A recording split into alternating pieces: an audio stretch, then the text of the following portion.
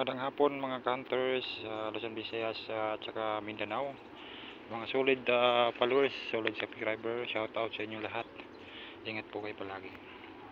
So, na-explore po tayo ngayon or nag-operate din. So, sa site, no. Ito ay dating kinampuhan ng Imperial Japanese Army at saka Imperial Japanese Navy. Si dagat na yan eh. Yan. So, ito yung equipment na pang-explore ko. Yan, compass at saka metrosan at saka may pang second option na gadget, dowsing rod. So, after ng remapping, ginagamitan ko ng gadget. Ayan, dowsing rod para malaman ang lalim ng deposito. At saka yung kung mag-explore tayo, importante talaga yung compass at saka metrosan dahil diyan natin para sa alignment at saka bearing. Ayan. Yan yung nilagyan ng pang-explore natin na gamit or gadget. Yan. Ayan yung flagpole marker. So kasi yan yung basihan dito sa area na ito. Ito yung fulcrum point. Ayan, mga hole pa yan. Kasi tatayo tayo dito. Kita natin yung dagat dyan. Tapos naka-slope ito. Yan, yung terrain naka-slope. Ayan. Ayan.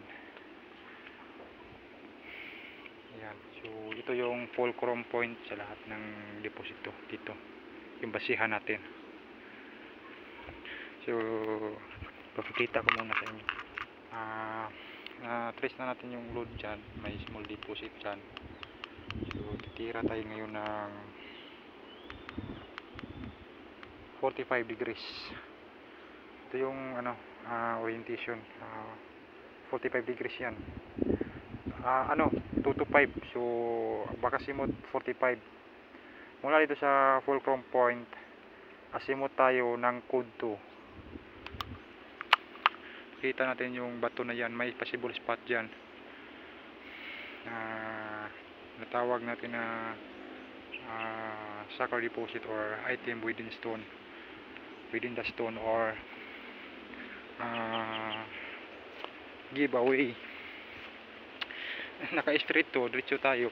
Code 2. Ito yung code 2. So, ayan. Tapos pointer. Yung pointing arrow. Diretso dyan sa suspected bato na item holder na. Hindi pa namin ginalaw yan. So, kasi may tirahin pa kami na isang small deposit. Ayan siya. Letter D na may dalawang rays or D with setting sun na may dalawang setting sun to rays. Ayan siya. Ito yung rays. Ito yung letter D na naka-imbus o nakatapal. Ang gandahan ito hole na may dalawang dot. So, itong marker na ito sa isang site ko may nakuna na dito during 90s. Ito yung marker, tapos may put marker lang yon. Pero ito magkaiba. Itong marker na ito, so nasa bato lang yung deposit. Ganyan na marker. Yan ay indication ng rock enclosed or quick deposit. Titingnan natin na mabuti ito. Nakadikit lang siya eh. Yan. Alkitran. Dinikit lang siya eh. Yan siya. Nag-arko yan. Nag-arko. Parang letter C. Ayan siya. Parang pinabuntis. Ayan. Ayan. Ayan siya. Tapos, ang kagandahan dito, kasi nakasa slope na bundok ito eh. Para hindi siya mawala, nilagyan ng lock na bato. So, nakadipinsa. Ayan. Nakadipinsa yan. Para hindi wala. Ayan, nakahanging pa yan. Ayan, makinis yung silalim. Yung portion na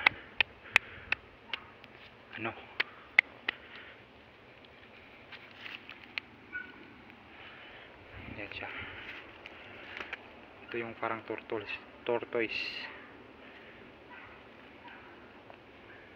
May malalim na hole. Iwan ko baka nakunan na to or ano. May malalim na hole na. Ay hindi, parang hindi pa.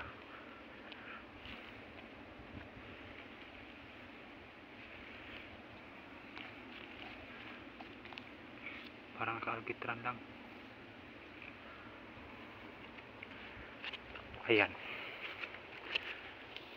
Ayan yung ano namin titirahin. Ipansinin nyo, yung guhit niya, ayan, hole na may ano, tabas, cutting, nagdiretso dito. So arko na, yan yung arko.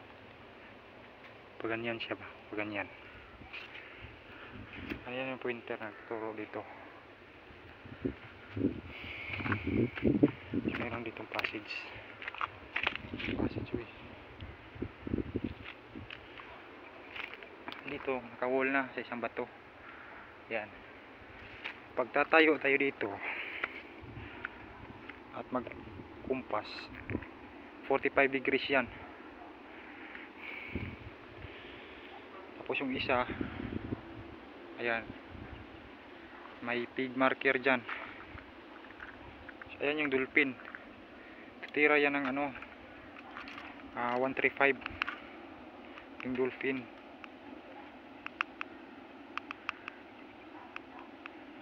Ano 209 ano 100 degrees ang dolphin. 100 degrees 90 degrees. Tama yung dolphin na yan. Tamaan natin yung dolphin. May dolphin dyan ay may sikretong hole na pailalim.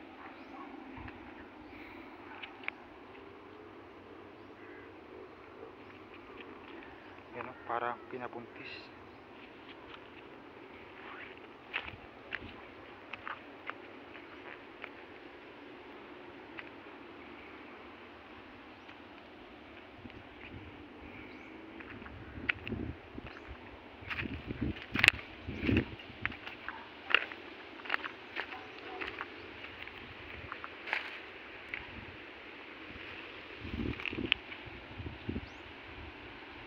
Ito yung parang ano, parang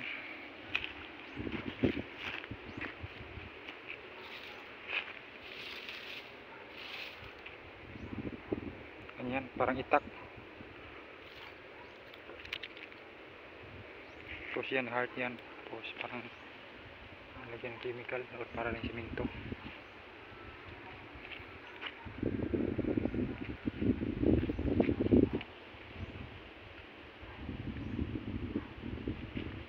Okay.